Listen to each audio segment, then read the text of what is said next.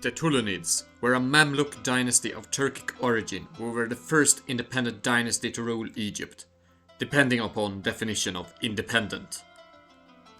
They arose in 868 under the command of Ahmed ibn Ṭūlūn, a commander acting under the Abbasids, who gradually took control of Egypt away from the Abbasids in the shadow of the chaos of Samarra from 861 to 870. A period of chaos in the Abbasid Caliphate, where fragmentation with several other entities breaking away from the Abbasids occurred, followed by the Zanji rebellion in 869 until 883, a giant slave rebellion that occurred at the same time as the chaos in Samarra in its earliest years.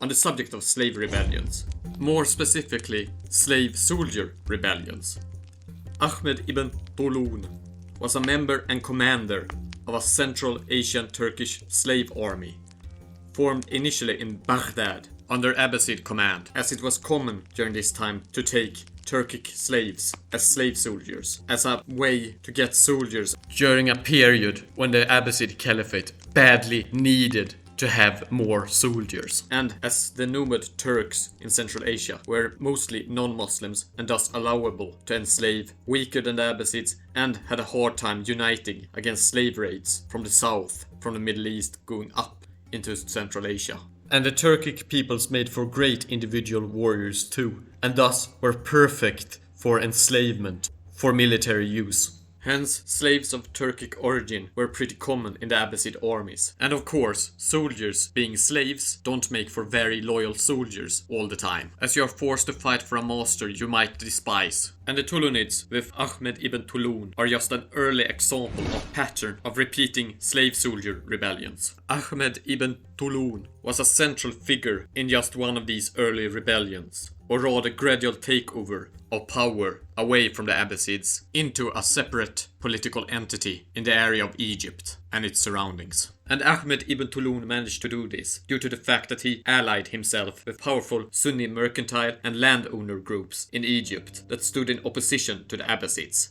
Previously, there had been Coptic Christian and Shia-led movements of rebellion in Egypt, without more than temporary local successes that were quickly crushed. But what made Ahmed ibn Ṭūlūn succeed where the others had not was that he managed to use intra-Sunni group tensions, such as Shafi'i Sunni Muslims' resentment versus the Hanafi Sunni Muslims' dictates from the Abbasids' center of power in Baghdad, as a way to gather more support for local independence from the Abbasids under his charismatic leadership. And the local Sunni elites were a much more powerful group than the previously mentioned Shia or Christians as allies in a rebellion, and thus he managed to succeed with their support. Various Sunni groups being against other Sunni groups due to various issues is something that will be reoccurring in later Egyptian history. Yet Ahmed ibn Ṭūlūn is one of the earliest examples of someone taking advantage of these sorts of conflicts in order to gain and preserve his own power. So in addition of being one of the first leaders of a slave soldier rebellion, he also pioneered the art of taking advantage of various intra-Sunni conflicts for his own gain, at least in Egyptian history, as there are some other earlier examples elsewhere. But to make a very complicated matter rather short, Ahmed ibn Ṭūlūn had lots of local support mixed with his own army of slave soldiers. So he was not totally reliant upon his own slave soldiers or the locals, but upon a mix of various groups that supported him in his takeover of power in Egypt. His gradual rebellious takeover against the Abbasids who ruled from Baghdad in Iraq, and thus were far away from the happenings in Egypt. Following Ahmed ibn Ṭūlūn's takeover, he moved the capital from al-Askar, which was adjacent to Fustat, the regional capital during the time of the Umayyad dynasty in Egypt, and moved it to al-Qata'i. All three of these cities have nowadays been absorbed into Cairo proper, due to being so close to each other. But the move, even if it was short, was a way to demonstrate symbolically that now the Tulunids were in power, and not the Abbasids. Hence, the declaration of the new regional capital in 868 is considered the beginning of the Tulunid dynasty as a separate entity from the Abbasids. even if they arguably had already begun to take power far before that time. And this was just the finalization of a long process of gradual takeover made by Ahmed ibn Ṭūlūn. And though it might have been the finalization of his takeover of Egypt, it was not the finalization of his taking of power from the Abbasids more broadly, as during his reign from 868 to 884 and those of his successors, the Tulunid domains were expanded to include the Jordan Valley as well as the Hijaz region, and integrated diplomatically the emirates on the islands of Crete and Cyprus into their sphere of influence as well, weakening the Abbasids' authority over these places. Ahmed ibn Ṭūlūn and his closest allies could establish and expand their authority due to the weakening of the Abbasids, as they could not do much to resist the Tulunids' increase in power and their expansion into their previously controlled territories and vassals. This expansion of the Tulunids' power also brought great wealth to them, and they became the patrons of a lot of architecture. Today, the most famous of these, and still remaining, is the Ibn Ṭūlūn Mosque, one of the oldest still in use mosques in the world that is pretty much in its original shape. However, this expansionism of the Tulunids would not go entirely unopposed, as in 877, troops of the Abbasid Caliphate were sent against Ahmed ibn Ṭūlūn due to his insufficient payment of tribute to the Abbasid Caliphate. Ahmed ibn Ṭūlūn, however, managed to repel this attack and took Syria the following year. And the fact that he was still supposed to pay tribute in 877 implies a sort of formal subject relationship to the Abbasids, even after his taking of power in 868. So in a certain way, these conflicts between the Tulunids and Abbasids could, at this time, have been seen as a civil war situation, rather than two independent dynasties fighting each other for power, even if de facto that was the case. But in any case, the Abbasids would, from 877, engage the Tulunids repeatedly in several military campaigns and in several conflicts and skirmishes all over the Middle East. And the Tulunids, centered around Ahmed ibn Ṭūlūn's great leadership and his personal charisma, managed to hold their own against this Abbasid effort to fight them. Yet, in 884, Ahmed ibn Ṭūlūn would die due to illness. He had appointed his son, Khumarawayh, as the heir to the Tulunid dynasty. His son managed to keep it together, to keep the dynasty together for 12 years, despite fierce conflicts in Syria against the Abbasid commander al-Muwaffaq, which were costly but ultimately won, eventually ending in a ceasefire between the Abbasids and the Tulunids. And afterwards, Khumarawayh also married off his daughter to the Abbasid Caliph al-Mu'tadid, in one of the few official marriages that the Abbasids did with another dynasty. His daughter, Asma bint Khumarawayh ibn Ahmed ibn Ṭūlūn, is also known as Tatrunada, the Dewdrop, and has a lot of legends about her. So she is a very interesting woman historically as well, which I might discuss in a future video.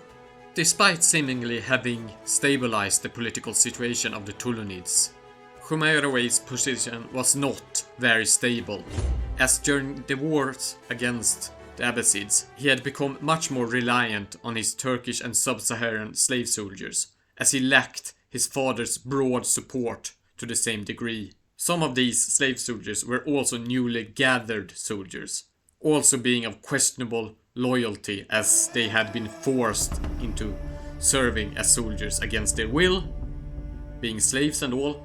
And on the subject of slave soldiers, the Tulunids would also suffer by their own reliance upon slave soldiers, ironically enough, as they would become dependent upon sub-Saharan slaves, who would create a faction that would vie for power within the Tulunid dynasty as their own distinct group, with their own distinct political demands and goals.